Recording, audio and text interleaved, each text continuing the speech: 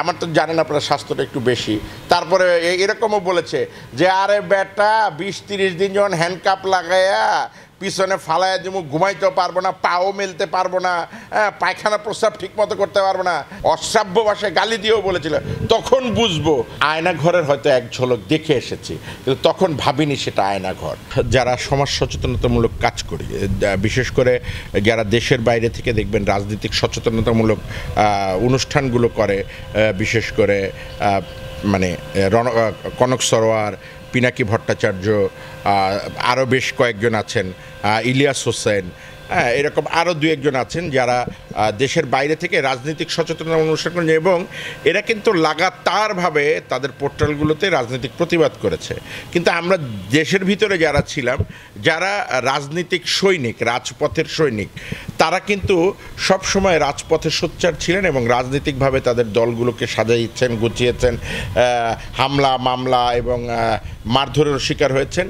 তো তখনই কিন্তু আমরা শুনেছি যে অনেকেই গুম হয়ে যাচ্ছে, বিশেষ করে বিএনপি নেতা ইলিয়াস হোসেনের ঘটনাটি খুব চাউর হয়েছিল যে উনি গুম হয়ে যাওয়ার পরে তারপরে হচ্ছে গিয়ে একটি সংগঠনও হয়েছে তাদেরকে নিয়ে, যারা গুম হয়েছেন তার কাউন্টার একটি সংগঠনও বানিয়েছিলেন আওয়ামী লীগ। তো সেই মুহূর্তে আসলে ওইটার সম্পর্কে ততটা অভিজ্ঞতা ছিল না, কিন্তু ধোঁয়াশা কুয়াশা অনেক কথাই আমরা শুনতাম।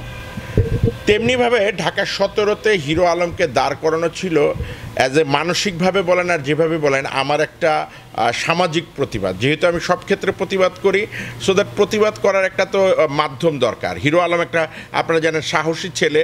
তা আমরা দুইজন যখন হচ্ছে গিয়ে আইল্লাচোরা ছবি করতে যাই, ওর মন মানসিকতা দেখে আমার কাছে মনে হয়েছে যে আমি যেহেতু রাজনীতিতে ওই সরকারের আমলে সচল হব না, বা তখনও বলতাম যে রাজনীতিতে কখনো আমি আবারও সক্রিয় হব কি না জানি না, কিন্তু ভিতরে তো একটা জিনিস লালন পালন করতাম, প্রতিবাদ বা প্রতিবাদী হচ্ছে গিয়ে যে চেতনাটা আমার মধ্যে লালায়িত ছিল, তার ধারাবাহিকতায় আমি কিন্তু হিরো আলমকে ঢাকা 17-তে দাঁড় করাই। আপনারা জানেন যে তার চেয়ারম্যান কিন্তু আমি, এবং পরবর্তী সময়ে হিরো আলম যখন মারধরের শিকার হন, সেই জাতিসংঘ থেকে শুরু করে সব জায়গায় কিভাবে এটাকে পৌঁছানো যায়, সেই সহযোগিতা থেকে শুরু করে কিভাবে এই বিষয়টিকে সমগ্র বিশ্ববাসীকে জানানো যায়, তার কিন্তু মূল কারিগর আপনারা জানেন যে আমি।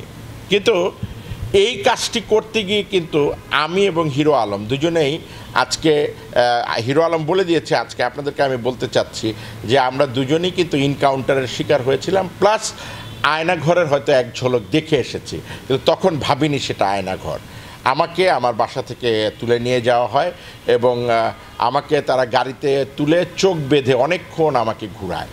অনেকক্ষণ ঘুরানোর পর এর মধ্যে তারা মানসিকভাবে আমাকে দুর্বল করার জন্য অনেক ধরনের থ্রেট করে আমার সামনে তাদের গাড়িতে। আমরা যেরকম এখন শুনি যারা আয়না ঘরের ভুক্তভোগী, তাদের কাছে যেরকম শুনি, ঠিক অনেকটাই তখন ওই রকম বিষয়টা ঘটেছিল, যে তারা ফোনে বলছেন যে স্যার ওইটাকে তো হচ্ছে গিয়ে অমুক জায়গায় দিচ্ছি এনকাউন্টার কইরা, আবার বন্ধু বান্ধবরাও ফোন দিয়ে বলছে আরেকটারে তুলছি, এটা তরতাজা আছে।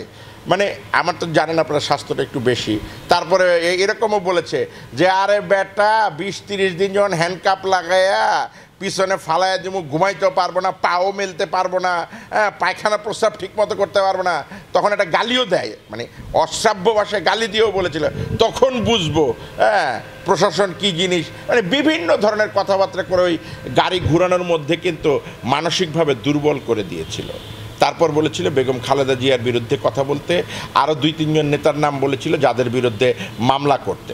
তো সেই মুহূর্তে আমি বলেছিলাম যে আমার বাবা একজন মুক্তিযোদ্ধা, আমার শরীরে মুক্তিযোদ্ধার রক্ত, আমি কখনো অন্যায় করিনি, অন্যায় কাজকে প্রশ্রয় দিইনি, বা আমি কোনো অন্যায় কাজ করে হিরো আলমকে ওখানে দাঁড় করেনি। আমাকে বারবার জিজ্ঞেস করেছে তোর পিছনে বিএনপির কোনো লোক আছে কিনা, তোর পিছনে অন্য কোনো রাজনৈতিক দলের লোক আছে কিনা, তোর পিছনে কোনো পয়সাওয়ালা আছে কিনা। আমি বলেছি যে আমরা খালি হাতে নেমেছি, আমি এবং হিরো আলম আমরা খালি হাতে নেমেছি। আমাদের যতটুকু দরকার, আমাদের সব নেতাকর্মী থেকে শুরু করে সবাই আমাদেরকে ভালোবেসে কাজ করবে। ভালোবেসে কাজ করলে নির্বাচন করতে টাকা লাগে না, শুধুমাত্র নির্বাচন কমিশনের টাকাটি জমা দেওয়া ছাড়া।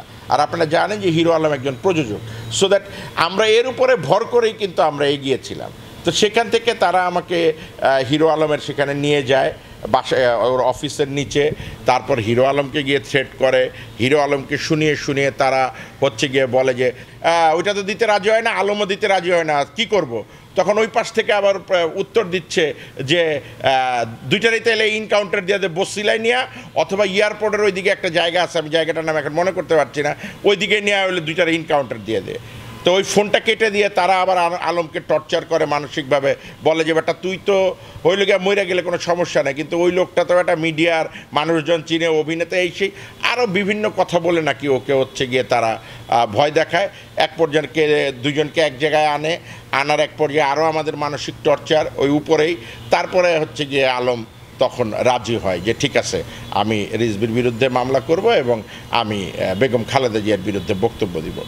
তো ওই যে গাড়িতে তারা আমাকে ধরেন নিয়ে ঘুরিয়েছে এবং একটা জায়গায় নিয়ে আমাকে বসিয়েছিল আলমকে বসানোর আগে একটা রুমের ভিতরে, তো সেইখানে কিন্তু আমি আশেপাশে মানুষের কান্নার শব্দ শুনতে পেয়েছি, মানুষের চিৎকার শুনতে পেরেছি, যাদের মারলে যেরকম হয় আমাদের সিনেমায় আমরা যেরকম মানুষের মারার আওয়াজ পাই।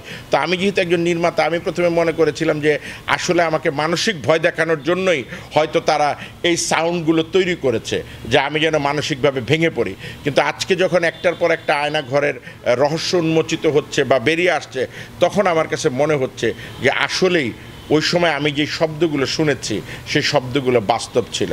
মহান রাব্বুল আলামিনের কাছে কৃতজ্ঞতা যে সেই মানুষ, আমি যদি সেদিন সেটার শিকার হতাম, হয়তো আমি গুম হয়ে যেতাম, অথবা সেই অত্যাচারের শিকার হয়ে আজকে হয়তো অন্যরকম কোনো বর্ণনা আপনাদের কাছে দিতাম।